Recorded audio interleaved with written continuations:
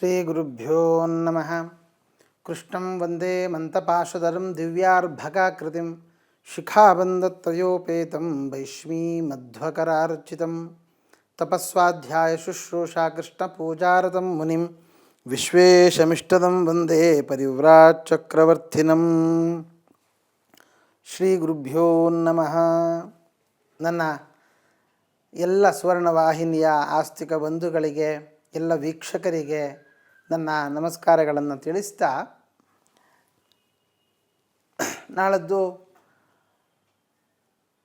ರಾಹುಕೇತುಗಳ ಮಧ್ಯದಲ್ಲಿ ಎಲ್ಲ ಗ್ರಹರ ಸಂಚಾರ ಒಂದು 3-4 ತಿಂಗಳ ಕಾಲ, ಅಂದರೆ ಜುಲೈ ಹತ್ತಿರ ಒಂದು 20-25ನೇ ತಾರೀಕಿನವರೆಗೂ ಸಂಚಾರ ನಡೀತಾ ಇರುತ್ತೆ.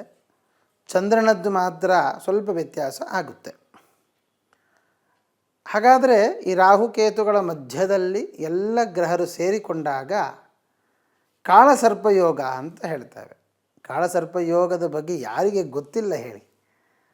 ಎಲ್ಲರಿಗೂ ಅದರ ಬಗ್ಗೆ ಮಾಹಿತಿ ಇದೆ. ಆದರೆ ಕೆಲವೊಂದಿಷ್ಟು ಸರಿಯಾದ ಮಾಹಿತಿಯನ್ನೂ ಕೂಡ ನಾವು ಕೊಡಬೇಕಾದದ್ದು ನಮ್ಮ ಕರ್ತವ್ಯ.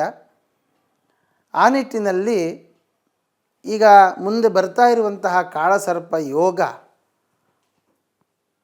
ಯಾವತ್ತಿನಿಂದ ಪ್ರಾರಂಭ ಆಗುತ್ತೆ, ಸರಿಯಾದ ರೀತಿಯಲ್ಲಿ ನಾವು ಗಮನಿಸುವುದಾದರೆ, ಮತ್ತು ಅದರಿಂದಾಗಿ ಆಗುವಂತಹ ತೊಂದರೆಗಳಾದರೂ ಏನು, ನಾವು ಅದಕ್ಕೆ ಯಾವ ರೀತಿಯಲ್ಲಿ ನಮ್ಮನ್ನು ನಾವು ತಯಾರು ಮಾಡಿಕೊಳ್ಳಬೇಕು, ಪ್ರೊಟೆಕ್ಟ್ ಮಾಡಿಕೊಳ್ಳಬೇಕು ಇತ್ಯಾದಿಗಳ ಬಗ್ಗೆ ಕೆಲವೊಂದಿಷ್ಟು ನಿಮ್ಮ ಅವಗಾಹನೆಗೆ ನನಗೆ ತಿಳಿದಿರುವಷ್ಟು ವಿಷಯಗಳನ್ನು ಹಂಚಿಕೊಳ್ತೇನೆ ನಿಮ್ಮ ಹತ್ತಿರ.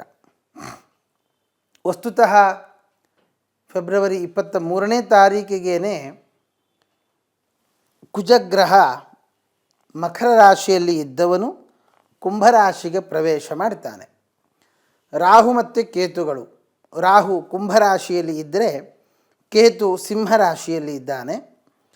ಹಾಗಾಗಿ ಗುರು ಮಿಥುನದಲ್ಲಿ ಇದ್ದಾನೆ, ಚಂದ್ರ, ರವಿ, ಶನಿ, ಶುಕ್ರ ಮೀನದಲ್ಲಿದ್ದರೆ ಬುಧ ಮತ್ತು ಕುಜರು ಕುಂಭದಲ್ಲಿದ್ದಾರೆ.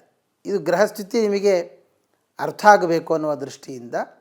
ಹಾಗಾದರೆ ಏನಾಯಿತು, ರಾಹು ಕೇತುಗಳ ಮಧ್ಯದಲ್ಲಿ ಎಲ್ಲ ಗ್ರಹರು ಬಂದರು. ಆದ್ದರಿಂದ ಇದನ್ನು ಕಾಳಸರ್ಪಯೋಗ ಅಂತ ಹೇಳಬೇಕು. ಹೌದು, ನಿಜ. ಆದರೆ ಒಂದು ನಾವು ಗಮನಿಸಿಕೊಳ್ಳಬೇಕು, ಒಂದು ರಾಶಿಯಲ್ಲಿ 30 ಡಿಗ್ರಿ ಇರುತ್ತೆ. ಹಾಗಾಗಿ ಮೊದಲಿಗೆ ರಾಹು ಇದ್ದು ತದನಂತರದಲ್ಲಿ ಏನೇ ಗ್ರಹರಿದ್ದರೆ ಆವಾಗ ರಾಹು ಕೊನೆಗೆ ಬಂದ, ಈ ಕಡೆ ಕೊನೆಯಲ್ಲಿ ಕೇತು ಇದ್ದಾನೆ, ಎಲ್ಲ ಅವರ ಮಧ್ಯದಲ್ಲಿ ಬಂದರು. ಆದರೆ ರಾಹುವಿಗೂ ರಾಹುವಿನ ಜೊತೆಯಲ್ಲಿರುವಂತಹ ಗ್ರಹರಿಗೂ ಡಿಗ್ರಿಗಳಲ್ಲಿ ವ್ಯತ್ಯಾಸ ಬಂದಾಗ ಅದು ಕಾಳಸರ್ಪಯೋಗ ಆಗುವುದಿಲ್ಲ. ಎಕ್ಸಾಂಪಲ್ಗೆ ನಾನು ನಿಮಗೆ ಕೊಡುವುದಾದರೆ, ನಾನು ಆಗಲೇ ಹೇಳಿದ ಹಾಗೆ ಫೆಬ್ರವರಿ 23ನೇ ತಾರೀಕು ನಮಗೆ ಕುಜ ಕುಂಭವನ್ನು ಪ್ರವೇಶ ಮಾಡ್ತಾನೆ. ಆದರೆ ಧನಿಷ್ಠ ನಕ್ಷತ್ರದಲ್ಲಿಯೇ ಇರ್ತಾನೆ. ಗ್ರಹ ಸ್ಫುಟವನ್ನು ನೋಡಿದಾಗ ಕುಜ ಧನಿಷ್ಠ ನಕ್ಷತ್ರ 3ನೇ ಪಾದದಲ್ಲಿ ಇರ್ತಾನೆ. ಧನಿಷ್ಠಾರ್ಧಂ ಮೃಗಾಸ್ಯಭಂ, ಧನಿಷ್ಠ ನಕ್ಷತ್ರದ 2 ಪಾದ ಮಕರಕ್ಕೆ ಬಂದರೆ ಇನ್ನು 2 ಪಾದಗಳು ಕುಂಭಕ್ಕೆ ಬರುತ್ತೆ. ಆದರೆ ರಾಹು, ಅಲ್ಲಿರ್ತಕ್ಕಂತಹ ರಾಹು ಶತಭಿಷ ನಕ್ಷತ್ರ 3ನೇ ಪಾದದಲ್ಲಿ ಇರ್ತಾರೆ.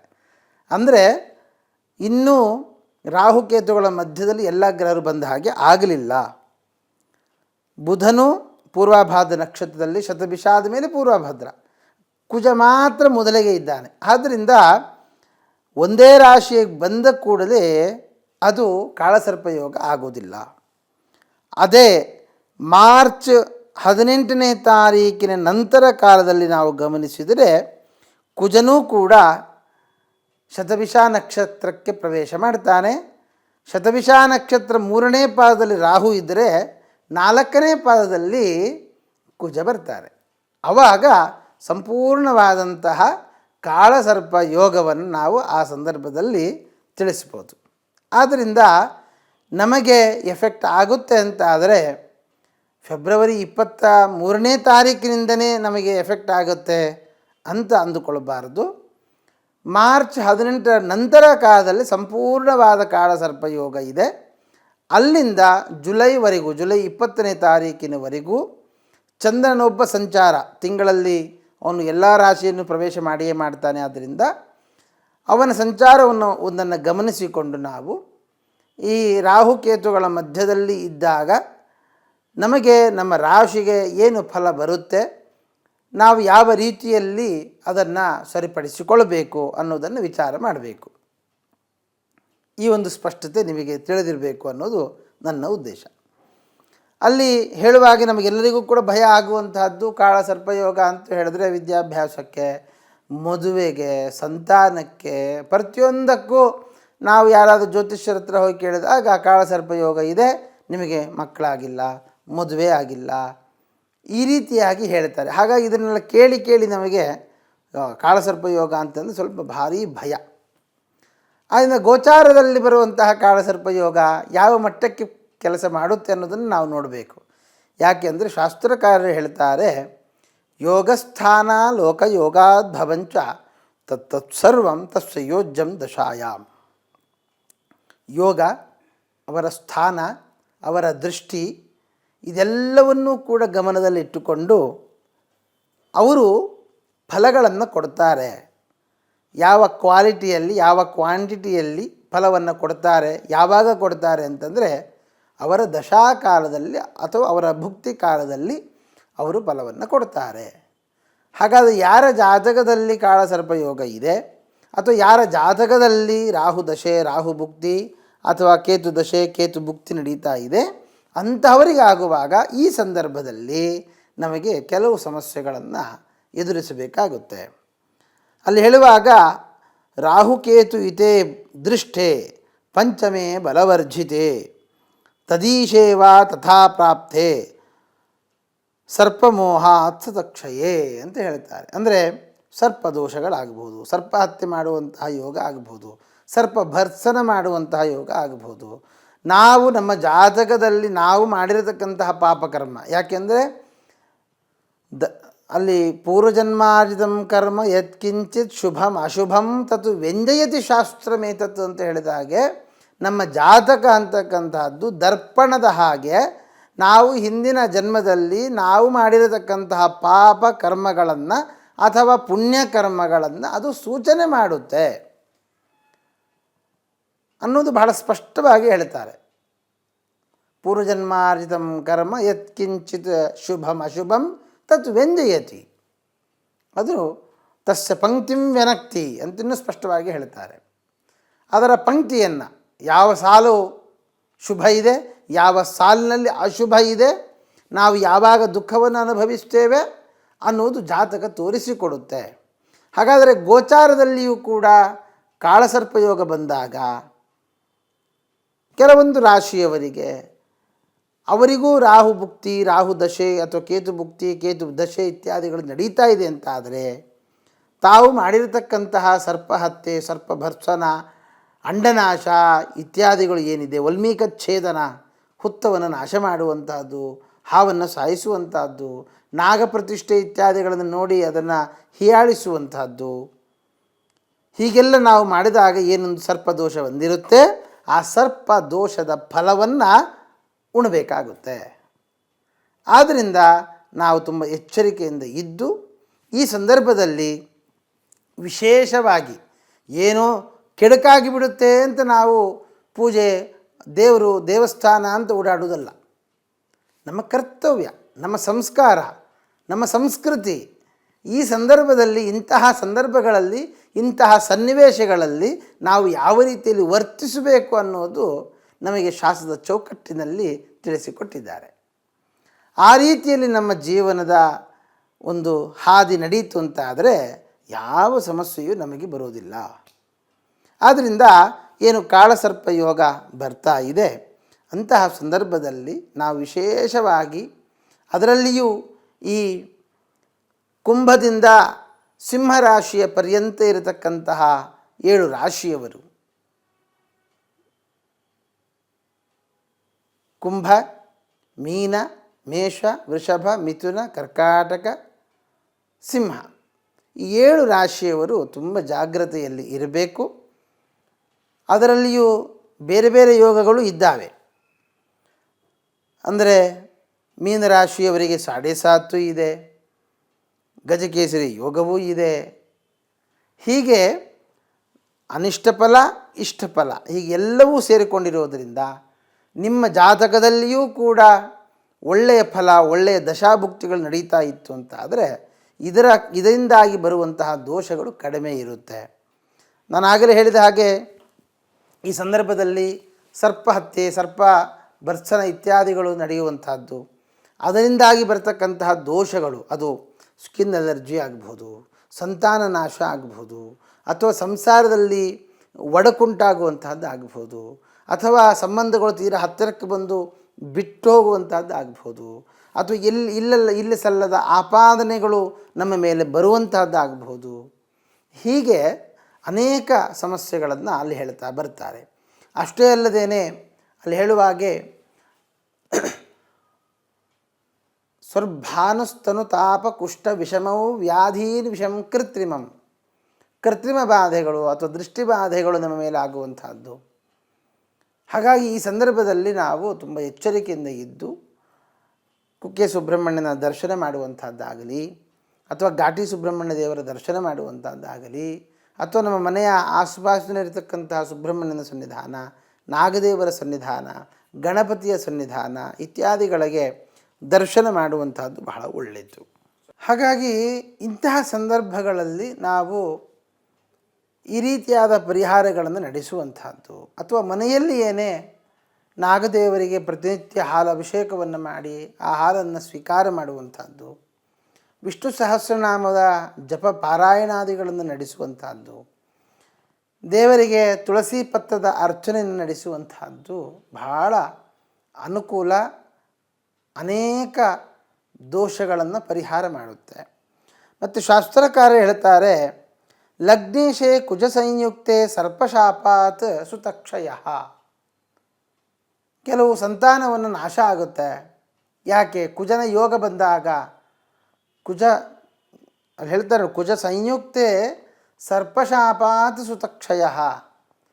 ಕುಜನ ಯೋಗ ಬಂದಾಗ ಸಂತಾನ ನಾಶ ಆಯಿತು, ಸಂತಾನ ನಮಗೆ ಆಗ್ತಾ ಇಲ್ಲ ಅಂತಾದರೆ ಅದು ಸರ್ಪಶಾಪದಿಂದ ನಿಮಗೆ ಸಂತಾನ ಉತ್ಪತ್ತಿ ಆಗ್ತಾ ಇಲ್ಲ ಅಂತ ಹೇಳಿ. ಇದನ್ನು ನಾನು ಯಾಕೆ ಒತ್ತಿ ಹೇಳ್ತಾ ಇದ್ದೇನೆ ಅಂತಂದರೆ, ಕೆಲವರಿಗೆ ಪ್ರತಿಯೊಂದಕ್ಕೂ ಸರ್ಪಶಾಪ ಕಾರಣ. ನಿಮ್ಮ ಜಾತಕದಲ್ಲಿ ಸರ್ಪದೋಷ ಇದೆ, ಆಶ್ಲೇಷ ಬಲಿ ಪೂಜೆ ಮಾಡಿಸಿ, ಅಥವಾ ಸರ್ಪ ಸಂಸ್ಕಾರ, ಪ್ರತಿಷ್ಠೆ ಇತ್ಯಾದಿಗಳನ್ನು ನಾವು ಅನೇಕರು ತಿಳಿಸುವಂಥದ್ದು ಅಥವಾ ಮಾಡಿಸುವಂಥವರು ಇದ್ದಾರೆ. ಆದರೆ ಶಾಸ್ತ್ರಕಾರರು ಬಹಳ ಸ್ಪಷ್ಟವಾಗಿ ಹೇಳ್ತಾರೆ, ನೀವು ಸರ್ಪ ಹತ್ಯೆ ಮಾಡಿದ್ದರಿಂದ ನಿಮಗೆ ಈ ದೋಷವೋ, ಅಥವಾ ಸರ್ಪಗಳನ್ನು ಬೈದದ್ದರಿಂದಲೋ, ಅಥವಾ ನಾಗಪ್ರತಿಷ್ಠಾ ವಿಧಿವಿಧಾನಗಳನ್ನು ಹೀಯಾಳಿಸಿದ್ದರಿಂದ ಬಂದ ದೋಷವೋ, ಅಂಡನಾಶದಿಂದಾಗಿ ಮೊಟ್ಟೆ ನಾಶ ಮಾಡಿದ್ದರಿಂದ ಬಂದಂತಹ ದೋಷವೋ ಅಂತ ಒಂದೊಂದನ್ನು ವಿಭಾಗ ಮಾಡಿ ಪ್ರತಿಯೊಂದಕ್ಕೂ ಅದರದ್ದೇ ಆದಂತಹ ಪರಿಹಾರಗಳನ್ನು ತಿಳಿಸ್ತಾರೆ. ಮತ್ತು ಕೆಲವು ಗ್ರಹರ ಯೋಗ ಇದ್ದಾಗಲೂ ಈ ದೋಷಗಳು ಸಂಭವಿಸುತ್ತೆ. ಅದನ್ನು ಹೇಳ್ತಾರೆ ಕುಜ ಸಂಯುಕ್ತೆ. ಕುಜನ ಯೋಗ, ಕುಜನ ದೃಷ್ಟಿ ಬಂದಾಗ ಸಂತಾನ ನಾಶ ಆಯಿತು ಅಂತಾದರೆ ಸರ್ಪಶಾಪದಿಂದ ಸಂತಾನ ಕ್ಷಯವಾಗಿದೆ ಎಂದು ತಿಳಿದುಕೊಳ್ಳಿ. ಹಾಗಾದರೆ ಏನು ಮಾಡಬೇಕು? ಅದಕ್ಕೆ ಹೇಳ್ತಾರೆ, ತದ್ದೋಷ ಪರಿಹಾರಾರ್ಥಂ ಪ್ರತಿಷ್ಠಾಂ ಕಾರಯೇತ್ ಸುಧೀಹಿ ನಾಗಮೂರ್ತಿಂ ಸುವರ್ಣೇನ ಕೃತ್ವಾ ಪೂಜಾಂ ಸಮಾಚರೇತ್. ನಾಗ ಪ್ರತಿಷ್ಠೆಯನ್ನು ನಡೆಸುವಂಥದ್ದು, ಅಥವಾ ಸುವರ್ಣದ ಬಂಗಾರದಲ್ಲಿ ನಾಗನನ್ನು ಮಾಡಿ ಆ ನಾಗನಿಗೆ ವಿಶೇಷ ಪೂಜೆಯನ್ನು ಸಲ್ಲಿಸುವಂಥದ್ದು. ಹೀಗೆ ಮಾಡಿದಾಗ ಸರ್ಪಶಾಪದಿಂದಾಗಿ ನಮಗೇನು ತೊಂದರೆಗಳು ಬರ್ತಾ ಇದೆ ಅದೆಲ್ಲ ಪರಿಹಾರವಾಗುತ್ತೆ. ಹಾಗಾಗಿ ಈ ಕಾಳಸರ್ಪ ಯೋಗ, ರಾಹುಕೇತುಗಳ ಮಧ್ಯದಲ್ಲಿ ಈ ಎಲ್ಲ ಗ್ರಹರ ಸಂಚಾರ ಮಾಡುವಾಗ, ಅದರಲ್ಲಿಯೂ ರಾಹುವಿನ ಜೊತೆಯಲ್ಲಿ ಕುಜನ ಯೋಗ ಬಂದಾಗ ನಮಗೆ ನಾವು ಸ್ವತಃ ಡ್ರೈವಿಂಗ್ ಮಾಡುವಾಗ ಸರ್ಪದ ಮೇಲೆ ಹತ್ತಿಸುವಂಥದ್ದು, ಅಥವಾ ನಮ್ಮ ಜಾಗದಲ್ಲಿ ಹುತ್ತ ಇದೆ, ನಮಗೆ ಜಾಗ ಸಿಗೋದೇ ಕಷ್ಟ ಸಿಟಿಯಲ್ಲಿ, ಅಲ್ಲಿ ಹುತ್ತ ಇದೆ ಅಂತ ಜಾಗ ಬಿಡಲಿಕ್ಕಾಗುತ್ತಾ? ಕೊನೆಗೇನು ಮಾಡ್ತೇವೆ? ಅದನ್ನು ಕೆಡವುತ್ತೇವೆ, ಅಲ್ಲಿ ಮನೆ ಕಟ್ತೇವೆ. ಮನೆ ಕಟ್ಟದಾಗಿಂದ ಯಾರಿಗೋ ಒಂದು ಅನಾಹುತಗಳು ಅನಾರೋಗ್ಯಗಳು ಬರ್ತಾನೆ ಇರುತ್ತೆ. ಹಾಗಾಗಿ ಏನು ಮಾಡಬೇಕು, ಇಂತಹ ಸಂದರ್ಭದಲ್ಲಿ ಕಾಳಸರ್ಪ ಯೋಗ ಗೋಚಾರದಲ್ಲಿ ಬರುವಂತಹ ಕಾಲದಲ್ಲಿ, ಯಾಕಂದರೆ ಜ್ಯೋತಿಷ್ಶಾಸ್ತ್ರ ಇರೋದೇನೆ ಪರಿಹಾರದ ವಿಧಿವಿಧಾನಗಳಿಗೆ ಒಳ್ಳೆಯ ಕಾಲವನ್ನು ತಿಳಿಸುವುದಕ್ಕೋಸ್ಕರ. ಶಾಸ್ತ್ರವೇ ಹೇಳುತ್ತೆ, ಸ್ವರ್ಗಕಾಮೋ ಯಜೇತ, ಸ್ವರ್ಗ ಬೇಕು ಅಂತಾದರೆ ಯಾಗ ಮಾಡಿ ಅಂತ ಹೇಳುತ್ತೆ. ಆದರೆ ಸ್ವರ್ಗ ಮಾಡಿದರೆ ಮೋಕ್ಷಕ್ಕೆ ಹೋಗೋದಾಗಿದ್ದರೆ ಎಷ್ಟೋ ಜನ ಮೋಕ್ಷಕ್ಕೆ ಸ್ವರ್ಗಕ್ಕೆ ಹೋಗಿಬಿಡಬೇಕಾಗಿತ್ತು. ಆದರೆ ಯಾವ ಸಂದರ್ಭದಲ್ಲಿ ಯಾವ ಕಾಲದಲ್ಲಿ ಮಾಡಿದರೆ ಮೋಕ್ಷಕ್ಕೆ ಹೋಗ್ತೇವೆ ಅನ್ನೋದು ಯಾರು ತಿಳಿಸಿಕೊಡಬೇಕು? ಅದು ಜ್ಯೋತಿಷ್ಕರು ಮಾತ್ರ ತಿಳಿಸಿಕೊಡುವುದಕ್ಕೆ ಸಾಧ್ಯ. ಅದು ಪರಂಪರಾಗತವಾದ ಅಧ್ಯಯನ ಇದ್ದಾಗ ಯಾವ ಕಾಲ ಮುಹೂರ್ತ ಅಂತ ಅದಕ್ಕೆ ಕರೆಯೋದು. ಆ ಒಂದು ಒಳ್ಳೆಯ ಮುಹೂರ್ತ ಕಾಲದಲ್ಲಿ ನಾವು ಯಾಗವನ್ನು ಮಾಡಿದಾಗ ಖಂಡಿತ ಮೋಕ್ಷಕ್ಕೆ ಹೋಗ್ತೇವೆ, ಸ್ವರ್ಗ ಪ್ರಾಪ್ತಿ ಆಗುತ್ತೆ. ಇದನ್ನು ತಿಳಿಸಿಕೊಡುವಂಥದ್ದು ಜ್ಯೋತಿಷ್ಯ ಶಾಸ್ತ್ರ. ಹಾಗಾಗಿ ಈ ಸರ್ಪ ಹತ್ಯೆ, ಸರ್ಪ ದೋಷ, ಇದರಿಂದಾಗಿ ನಾವು ಅನುಭವಿಸ್ತಾ ಇರುವಂತಹ ಅನಾರೋಗ್ಯಗಳು, ಸಂತಾನ ನಾಶ, ಮನೆ ಇಲ್ಲದೆ ಹೋಗುವಂತಹದ್ದು, ಹಣ ಇಲ್ಲದೆ ಹೋಗುವಂತಹದ್ದು, ಎಷ್ಟು ನಾವು ದುಡಿದರೂ ನಮಗೆ ಉಳಿಯೋದಿಲ್ಲ. ಇದಕ್ಕೆಲ್ಲ ಕಾರಣಗಳನ್ನು ಹೇಳ್ತಾ ಬರ್ತಾರೆ. ಈ ರಾಹು ಮತ್ತು ಕೇತುಗಳ ಮಧ್ಯದಲ್ಲಿ ಗ್ರಹರ ಸಂಚಾರ ಮಾಡುವ ಸಂದರ್ಭದಲ್ಲಿ ನಾವು ಮಾಡುವಂತಹ ತಪ್ಪು, ಅದು ಅನೇಕರು ಮಾಡುವಂಥದ್ದು ಏನಂದರೆ ಹೆಚ್ಚು ಸರ್ಪಗಳಿಗೆ ಸಂಬಂಧಪಟ್ಟ ತೊಂದರೆಗಳೇ ನಮ್ಮ ಕೈಯಲ್ಲಿ ನಡೀತಾವೆ. ಆದ್ದರಿಂದ ಅಂತಹ ತೊಂದರೆಗಳು ನಡೀತು ಅಂತಾದರೆ ತತ್ಕ್ಷಣದಲ್ಲಿಯೇ ಅದಕ್ಕೆ ಬೇಕಾದ ವಿಧಿವಿಧಾನಗಳನ್ನು ನಾವು ನಡೆಸುವಂತಹದ್ದು. ಜೊತೆಗೆ ನಾಗನ ಆರಾಧನೆಯನ್ನು ವಿಶೇಷವಾಗಿ ಮಾಡುವುದರಿಂದ ಒಂದು ವೇಳೆ ನಾವು ಏನಾದರೂ ಆ ಥರ ತಪ್ಪು ಮಾಡ್ತಾ ಇದ್ವಿ ಅಥವಾ ಮಾಡುವಂತಹ ಯೋಗ ಇತ್ತು ಅಂತಾದರೂ ಅದನ್ನೂ ಕೂಡ ನಾಗದೇವರು ಪರಿಹಾರ ಮಾಡ್ತಾರೆ, ತಪ್ಪಿಸ್ತಾರೆ. ಅದರಿಂದ ನಾವು, ನಮ್ಮ ಕುಟುಂಬ, ನಮ್ಮ ಮಕ್ಕಳು ಮೊಮ್ಮಕ್ಕಳು ಕೂಡ ಸಂತೋಷವಾಗಿ ಜೀವನ ಮಾಡುವ ಯೋಗ ಭಾಗ್ಯಗಳನ್ನು ನಾಗದೇವರು ಕೊಡ್ತಾರೆ. ಯಾಕೆಂದರೆ ನಾಗದೇವರು ಹೇಗಿದ್ದಾರೆ ಅಂತ ಹೇಳುವಾಗ ಸಹಸ್ರ ಶೀರ್ಷಂ ದ್ವಿಸಹಸ್ರ ಜಿಹ್ವಂ, 1000 ತಲೆ, ಅವನ 1000 ಹೆಡೆಯ ಮೇಲೆ ಭೂಮಂಡಲವನ್ನು ಧಾರಣೆ ಮಾಡಿದರೆ ಅದು ಸಾಸಿವೆಯ ಕಾಳಿನಂತೆ ಕಾಣಿಸುತ್ತಂತೆ. ಅಷ್ಟು ದೊಡ್ಡ ಹೆಡೆಯನ್ನು ಹೊತ್ತಿರತಕ್ಕಂತಹ ನಾಗನ ಆಶೀರ್ವಾದ ನಿಮ್ಮೆಲ್ಲರ ಮೇಲೆ ಇರಬೇಕು. ಈ ಕಾಳಸರ್ಪ ಯೋಗದಲ್ಲಿ ಬರತಕ್ಕಂತಹ ಏನೊಂದು ಸಮಸ್ಯೆಗಳಿದ್ದಾವೆ ಆ ಎಲ್ಲ ಸಮಸ್ಯೆಗಳು ದೂರ ಆಗಬೇಕು. ಅನೇಕರು ಸಾಧನೆಯ ಪಥದಲ್ಲಿ ಸಾಗಿ ಬಂದಿರುವಂತಹ ಅನರ್ಥಗಳನ್ನು, ದುಃಖ ದುಮ್ಮಾನಗಳನ್ನು ಪರಿಹಾರ ಮಾಡಿಕೊಳ್ಳುವಂಥವರಾಗಿ ಆಗಬೇಕು ಅಂತ ನಾಗದೇವರಲ್ಲಿ ವಿಶೇಷವಾಗಿ ಪ್ರಾರ್ಥನೆಯನ್ನು ಮಾಡ್ತಾ, ನನ್ನ ಏನು ಅನೇಕ ವಿಷಯಗಳಿದ್ದಾವೆ ಇದರಲ್ಲಿ ಕೆಲವು ವಿಷಯಗಳನ್ನು ನಿಮ್ಮ ಹತ್ರ ಹಂಚಿಕೊಂಡಿದ್ದೇನೆ. ಇನ್ನು ಒಂದು ವೇಳೆ ನಿಮಗೆ ಸಮಸ್ಯೆಗಳು ಉಲ್ಬಣ ಆಗ್ತಾ ಇದೆ ಅಂತ ಆದಾಗ ನಿಮ್ಮ ಆತ್ಮೀಯರನ್ನು ಒಮ್ಮೆ ಸಂಪರ್ಕಿಸಿ ಜಾತಕದ ವಿಮರ್ಶೆಯನ್ನು ಮಾಡಿಕೊಂಡು ಅದಕ್ಕೆ ತಕ್ಕ ಪರಿಹಾರವನ್ನು ಮಾಡಿಕೊಳ್ಳಿ ಅಂತ ತಿಳಿಸ್ತಾ ಶ್ರೀಕೃಷ್ಣಾರ್ಪಣಮಸ್ತು.